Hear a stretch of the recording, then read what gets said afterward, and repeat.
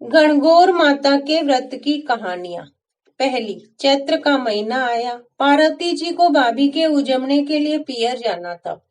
तो महादेव जी बोले, हम भी तुम्हारे साथ चलेंगे। तो ईसर गौरा दे नंदी को साथ लेकर निकले। महादेव जी नंदी पर बैठे और पार्वती जी पैदल चलने लगे। तो लोग कहने लगे, देखो आदमी तो सवारी पर बैठा है, औरत को पैदल चला रहा है। महादेव जी उतरे, पार्वती जी को नंदी पर बिठाया। ये देख लोग कहने लगे, देखो औरत सवारी पर बैठी है और पति पैदल चल रहा है। ऐसा सुन पार्वती जी उतर गई। दोनों पैदल चलने लगे, साथ में नंदी भी चलने लगा। अब लोग बोले, देखो वाहन होते हुए भी दोनों पैदल चल रहे। तो ईसर गौरा दे दोनों नंदी पर बैठे। लोग बोले, देखो छोटे से जीव पर दोनों जने बैठे हैं।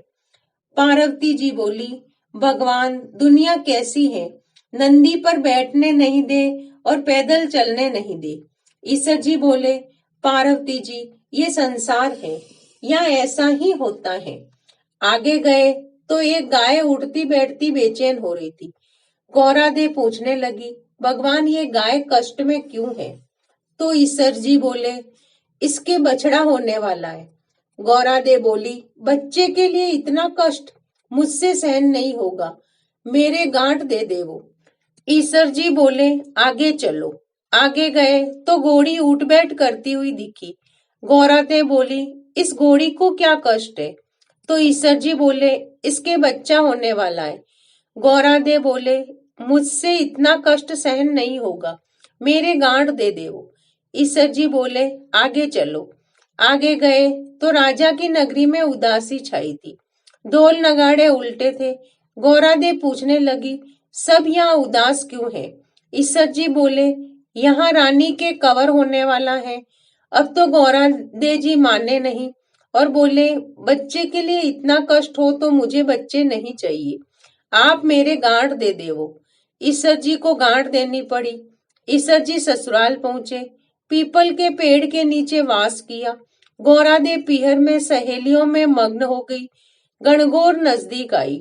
ईसर जी बोले, आज गणगौर है, सब औरतें पूजा करने आएगी। सवेरे से ही स्त्रियां पूजा करने आने लगी। गौरा दे भी सभी के साथ लेकर सुहाग बांटने लगी। दोपहर के समय बड़ियों की औरतें ओढ़ पहनकर 16 श्रृंगार करके पूजा करने गीत गाती हुई आई।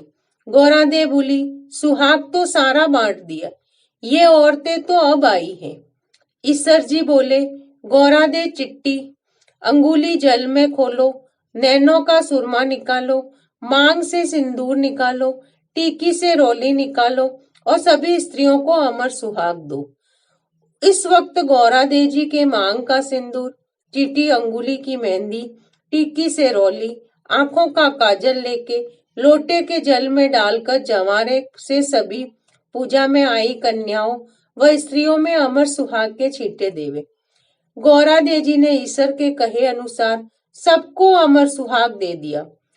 अब ईसर दे गौरा दे जी घर आए। ईसर जी जीमने बैठे, जितना बनाया सब जीम गए।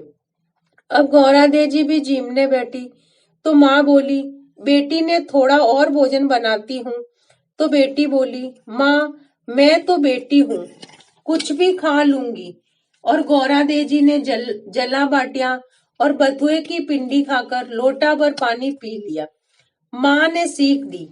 वहां से निकलकर ईसर जी गौरा दे जी पीपल के नीचे आए। ठंडी छांव में थकी हुई पार्वती जी को नींद आ गई।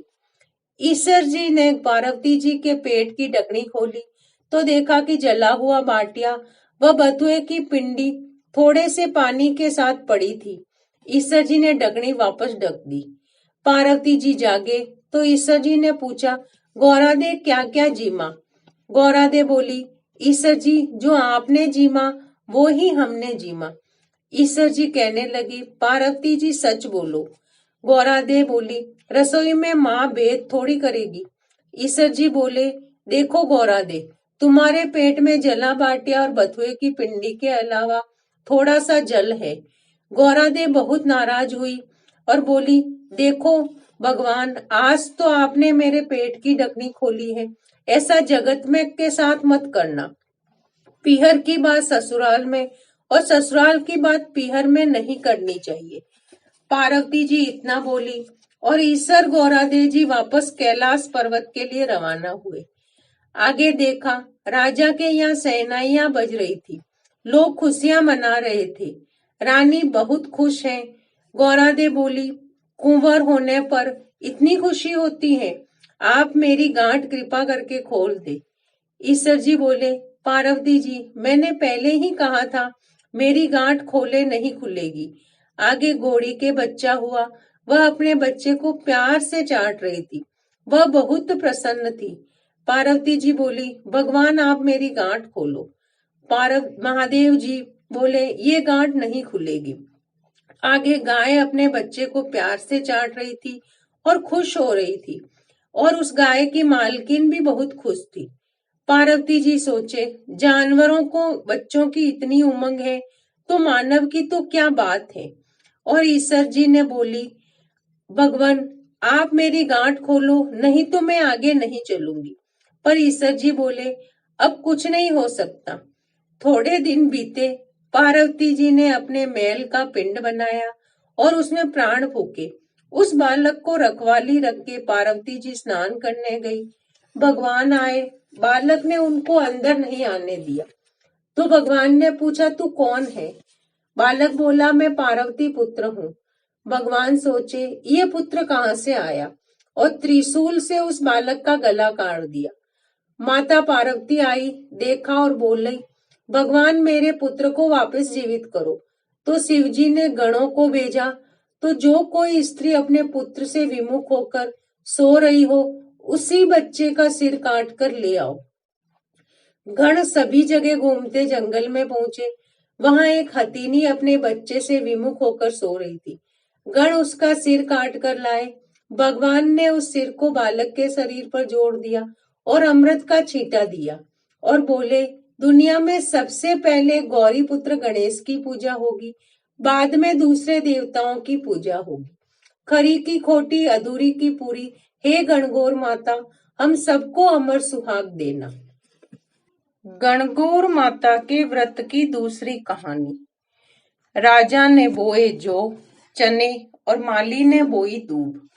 राजा के जौ चने बढ़ते जा रहे थे और माली की दूब घटती जा रही थी। माली को लगा कि कुछ तो गड़बड़ है, इसलिए उसने सोचा छुप कर निगाह रखनी चाहिए।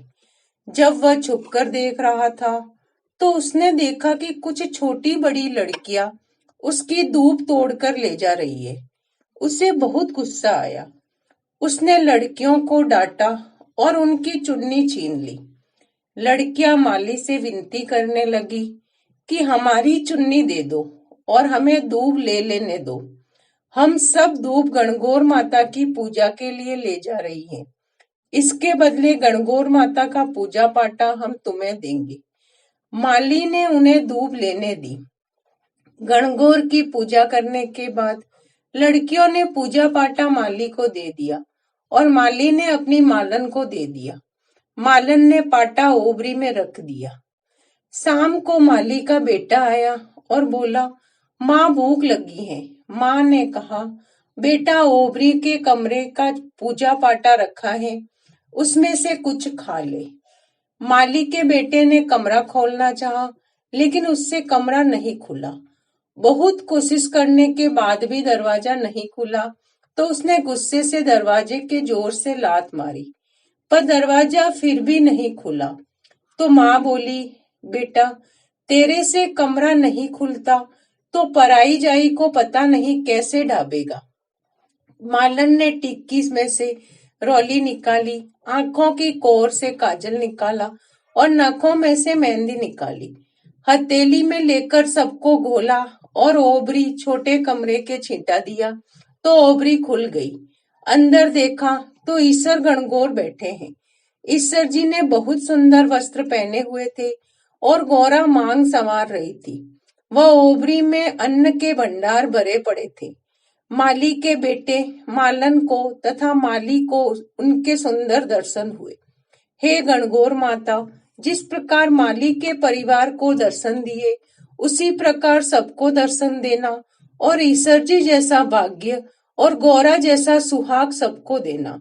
कहानी कहने वाले, हुंकारा भरने वाले सबको देना और सबको अमर सुहाग का आशीर्वाद देना। जय शिव शंकर, जय माता पार्वती, जय ईश्वर गणगौर की जय।